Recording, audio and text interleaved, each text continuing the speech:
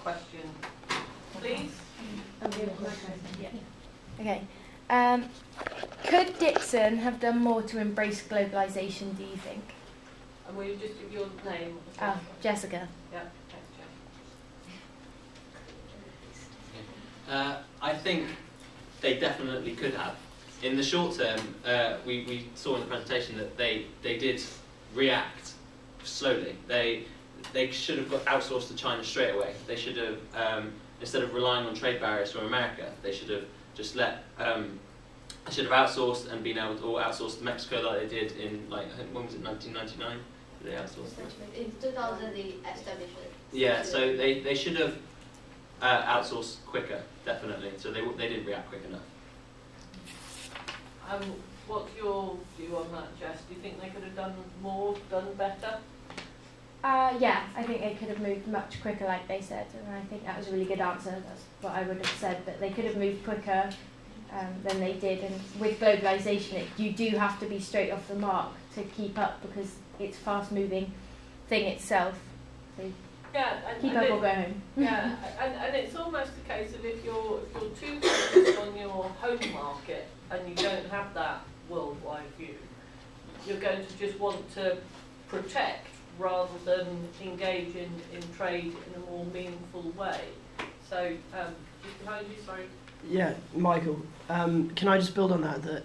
Do you not think it's possible for them to have survived if they'd shunned globalisation completely? So, for example, if they'd moved towards keeping the high quality and made in America brand, rather than trying to keep costs down and focus on going for the, pile 'em high, sell 'em cheap market.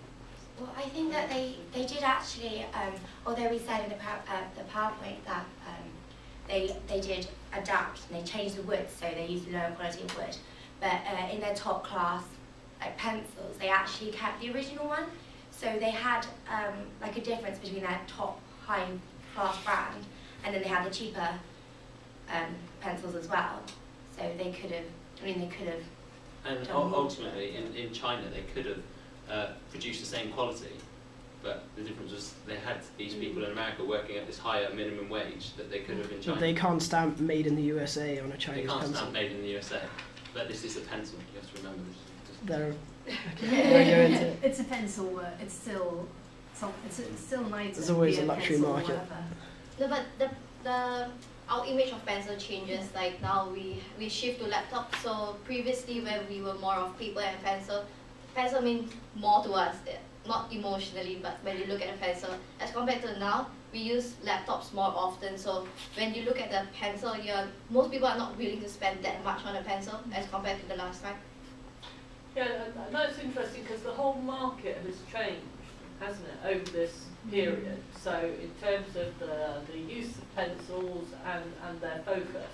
Now, your question, Michael, about could they have just focused in on the top end of the brand? And they probably could have done. But one of the questions they always, or one of the dragons from Dragon's Den used to ask entrepreneurs was around, would you rather have a big slice of a small pie or a smaller slice of a much, much larger pie? So could they have been the premium supplier of pencils across the world if they'd engaged with the fact that the marketplace was going global as well as the production? But if the nature of the market itself is changing, then they might have to change the nature of what they're selling. So if pencils aren't, if laptops are becoming more abundant, then pencils might be seen in a different way. For example, the primary use might be artistry, in which case you would want a high quality pencil. And I think there's always two sides you can take to it, and I think there's always going to be a market to both ends, but the question is, was the market going to support a change in the way they branded it to be in that kind of sense? And I think it could have done in this sense.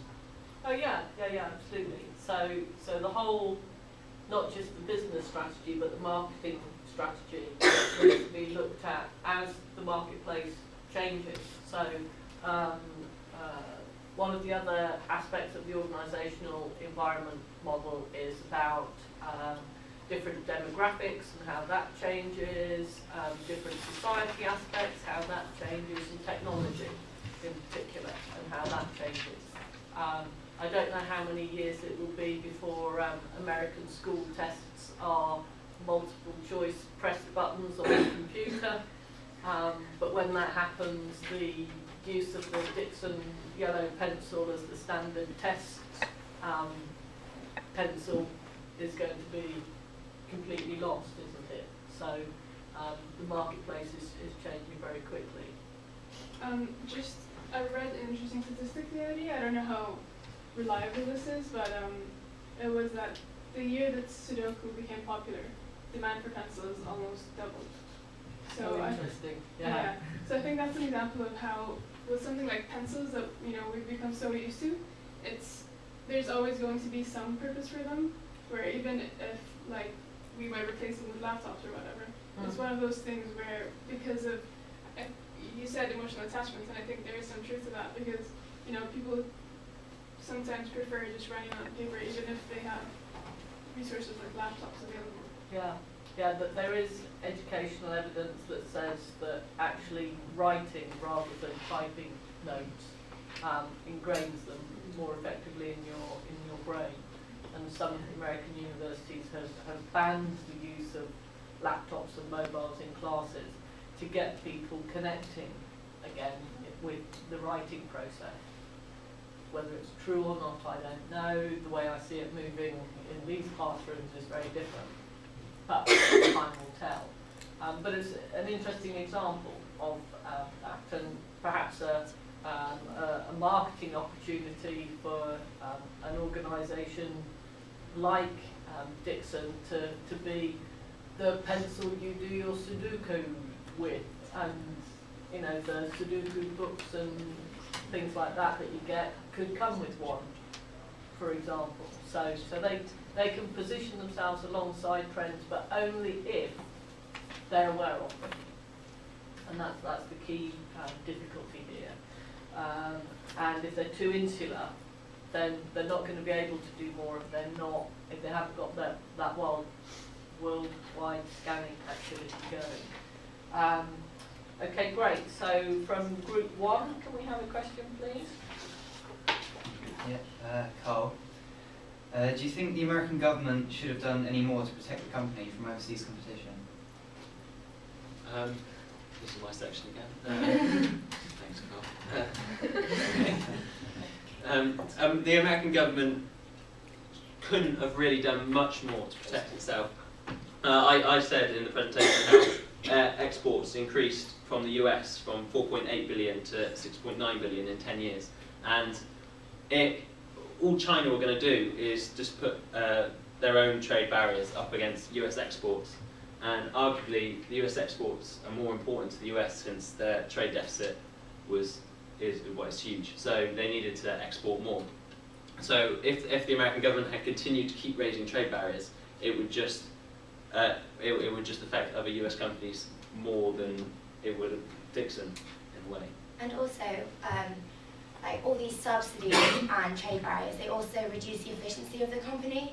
So although, yes, they have got the US brand and it's surviving and stuff, in the long term, it won't be so productive because they'll just rely on all these subsidies and protection measures so that eventually, as soon as they're taken, they won't be able to support themselves and they'll collapse anyway.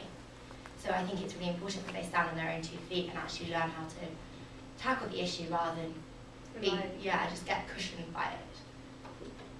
So does this point build on Carl's point? Yes, slightly different phrase question than James. Do you think that the American government therefore did too much to protect it, and that they should have just left the globalisation to happen rather than jump what trade barriers they did? Well, I just think that's the way they saw it at that time, the best way to protect not just Dixon, but all the companies in the US, and raising trade barriers and everything. Is their job as the government to try and protect everything to a certain level that everybody can sustain himself. And there's only so much support the government can actually give to certain companies. So I think, yeah.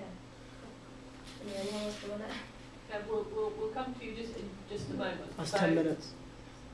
It's 10 minutes. Okay, great. So if you stop the recording now, but we'll continue.